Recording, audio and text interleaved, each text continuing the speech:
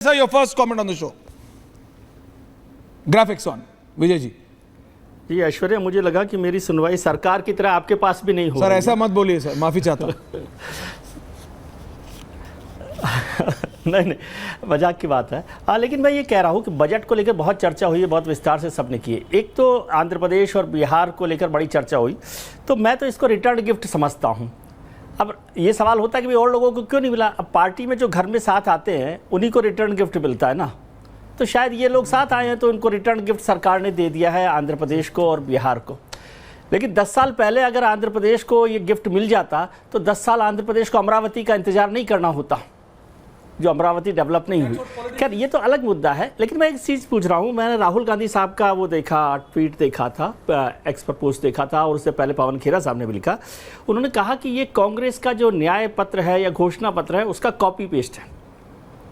मैं तो समझता हूँ कि कांग्रेस ने अच्छा ही घोषणा पत्र बनाया होगा. अब यदि उसको भारतीय जनता पार्टी की या मोदी सरकार ने कॉपी पेस्ट कर लिया है तो इसमें आपत्ति है क्या? यदि आपने कुछ अच्छा किया है तो क्या आपके कॉपी पेस्ट को भी आप खराब मानते हैं? पहली बात है ना. तो इस पर भी चर्चा करनी चाहिए कि भाई हमारा घोषणा पत्र आपने कॉपी कर लिया लेकिन अच्छा नहीं बनाया बजट. तो कैसे ये कंट्राडिक्शन उसमें दिखाई देता है. सबसे बड़ी बात जो मुझे दिखती है कि ये बजट मोदी 3O जो है वो 2024 के नतीजों का रिफ्लेक्शन है. जो जिस तरह से रोजगार पर और युवाओं पर फोकस किया गया वो उन नतीजों को बताता है कि जिसको पिछले 10 साल से युवा रोजगार में को लेकर नाराज हो रहा था, नाराजगी बढ़ रही थी. और आप 2 करोड़ रोजगार हर साल देने की बात कर रहे थे, लेकिन शायद नहीं मिला होगा, क्योंकि नहीं मिला इसीलिए इतनी नाराजगी बढ़ी. और इस बार पहली बार में सरकार ने रोजगार पर फोकस किया है, स्किल डेवलपमेंट पर फोकस किया. स्किल डेवलपमेंट में मेरा छोटा सा कहना है कि कौशल तो हो जाएगा, जो हमारे बच्चे लोग हैं उनका, एक मंत्री कुशल चाहिए उसके लिए, क्योंकि पिछले बहुत लंबे समय से कुशल मंत्री कौशल मंत्रालय के लिए नहीं मिला. कुशल मंत्री चाहिए कौशल मंत्रालय के लिए, इसकी तलाश करें. Point taken. Ending comments from all. Anurag Bhadauria से शुरुआत करें. काम करें और जो बातें sir Anurag ji.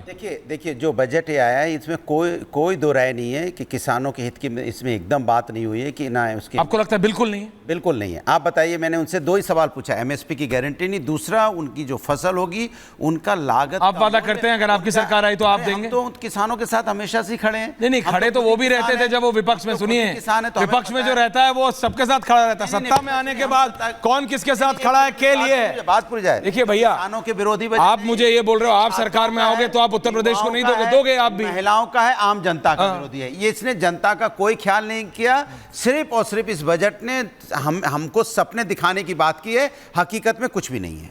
Okay Sanjay ji, ending comments. बिल्कुल, मैं संजय मिश्रा जी, एवरीवन ऑन. मैं सहमत हूं. और महिला, किसान, नौजवान इस बजट से बिल्कुल बाहर हैं. और मैं कहता हूं कि मिडिल क्लास जिसे ख़त्म ही कर दिया ये सरकार ने 10 सालों में, बजट से भी उनको ख़त्म कर दिया है. मिडिल क्लास कहीं चर्चा ही नहीं है. जिस 10 करोड़ की एक अलग से मांग है ऐश्वर्या जी, मैं चाहता हूं यदि आपको अच्छा लगे तो इस बात को आगे बढ़ाइएगा कि जिस 10 लाख के छात्रों को लोन देने की बात और इसमें पीठ थपथपा रही है अपनी सरकार, क्यों शिक्षा पद्धति को, सरकारी स्कूलों को और कॉलेजों को मिट्टी में मिला दिया गया है? क्यों नहीं सरकार उस खर्चे को उठाने पर तैयार रहे? तो मैं कहना चाहता हूं कि ये बजट गरीबों के लिए, मजदूरों के लिए, किसानों के लिए नहीं है. कुर्सी बचाओ बजट है. और सिर्फ कुर्सी बचाओ बजट के लिए बिल्कुल सत्ता के. Okay that's your point. Satish के सिंह जी. ओके संजय जी. अनुराग जी मैंने दिया आपको सबसे पहले. सतीश के सिंह जी. सतीश के सिंह, एक मिनट सुन लीजिए. हाँ आरिफ, आज जोश में कुर्सी बचाओ बजट में 30,000 करोड़ का खर्चा है टोटल. 30-35 हजार करोड़. लेकिन जो अभी ओंकारेश्वर जी कह रहे थे कि सिर्फ इसके लिए क्या कहते हैं इंटर्न से नहीं, अरे खाली सर अभी बीच में मत बोलिए. 2 लाख करोड़ खर्चा आपके बीच में कोई नहीं बोला, आपने 2 लाख करोड़. अरे ये देखिए ये जो लगता है मुझे क्या कि इस सरकार पर ये चिपक गया कि ये तो कॉर्पोरेट की सरकार है. तो उनको कॉर्पोरेट की सरकार जो चिपका है तो उसको इस बार धोने की कोशिश की है. अभी तक इतने देर में इतने हम लोगों ने बोला, किसी ने कॉर्पोरेट वर्ड का यूज नहीं किया. ये फर्क है इस बजट में और पुराने बजट में. विपक्षी के भी बोल बदले हुए. Okay sir. हर्षवर्धन जी. नहीं बिल्कुल मैं सतीश जी से सहमत. जो हेडलाइन चाहती थी भारतीय जनता पार्टी की सरकार, वो हेडलाइन बन गई. रोजगार पर चर्चा हो रही है। 2 राज्य जो उनके साथ हैं, जिसको कुर्सी बचाओ कहते हैं, अब सोचिए जरा विपक्ष के लिए कितना बड़ा संकट हो गया। लगातार वो बोल रहे थे ये सरकार 2 दिन की मेहमान, 4 दिन की मेहमान, और अब पता चल रहा है कुर्सी मजबूत हो गई, अब कोई दिक्कत नहीं। तो दोनों तरह से नैरेटिव में भी विपक्ष कमजोर पड़ रहा है, और जो सरकार के ऊपर सवाल खड़ा कर रहे थे वहां भी मुश्किल हो गई। ओके, ओमकारेश्वर पांडे जी। देखिए, पॉलिटिकल बातों को छोड़ दें, युवाओं को निराशा हुई है। नीट को लेके जितनी कुछ बातें हुई हैं उस पे कुछ स्पष्टता नहीं आई कि कैसे एग्जामिनेशन कराए जाएंगे। स्किल डेवलपमेंट के, स्किल इंडिया के कार्यक्रमों को पहले भी देखा जा चुका है। और जहां तक बड़े एलोकेशन की बात होती है, मैं उससे बिल्कुल प्रभावित नहीं होता, क्योंकि हमने कोविड के समय 20 लाख करोड़ का अनाउंसमेंट देखा था। वो आज जमीन पर आया होता तो बहुत कुछ सुधार हो जाता। तो इसमें अनाउंसमेंट में और जमीन पर इम्प्लीमेंट, ये मैं आपकी बात मानता हूं, बहुत बड़ा फर्क। ये मैं आपकी बात मानता हूं। इधर वाले भी उधर वाले भी अनाउंसमेंट बहुत बड़ा बड़ा करते हैं, इम्प्लीमेंटेशन क्या हो रहा है? सतीश जी सर, अभी कैसे देंगे? विजय जी, रामकृपाल जी आपके पास लास्ट में आ रहा हूं। Vijay ji briefly sir, announcement सब करते हैं सर।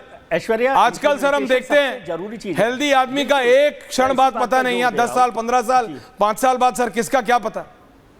लोगों को आज चाहिए जी। तो इम्प्लीमेंटेशन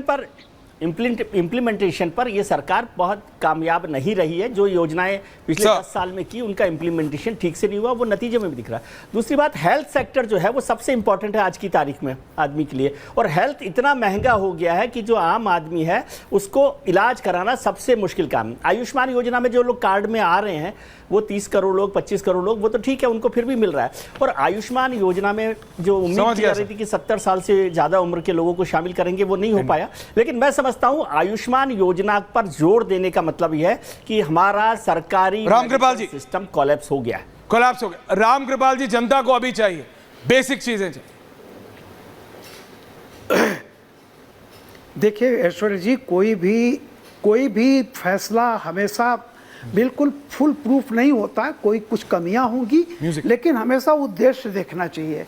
ये जो राहुल जी खटाखट कर रहे थे, उसको धीरे धीरे ये जनता तक पहुंच रहा है। और ये बजट इंक्लूसिव बजट है, जिसमें मैक्सिमम लोगों की, मैंने हमेशा कहा, बॉटम ऑफ द पिरामिड से लेकर के मिडिल ऑफ द पिरामिड, उसका ध्यान रखा गया है। पॉइंट टेकन सर, समय कम है, लेकिन मैं भी यही कह रहा हूं। मेरा बहुत सिंपल तरीका है सर, हो सकता है आप समझे, I am talking in a layman's term, लेकिन 1000 रुपए लेके जाएंगे तो बजट से पहले क्या ला पाते थे और अब क्या ला पा रहे हैं। और हर्षवर्धन जी की लैंग्वेज में, हर्षवर्धन जी पहले कितने बिस्किट खा पा रहे थे और अब कितने, अभी बताया नहीं आपने हर्षवर्धन जी, वो कौन सा बिस्किट है जो आप चुपचाप खा रहे थे, महंगा हुआ या सस्ता, है ना। बहुत बहुत धन्यवाद। देखते हैं क्या असर पड़ता है इस बजट का। आप भी बताइएगा अपनी टिप्पणी करके republicworld.com पे। बहुत बहुत धन्यवाद, थैंक यू वेरी मच।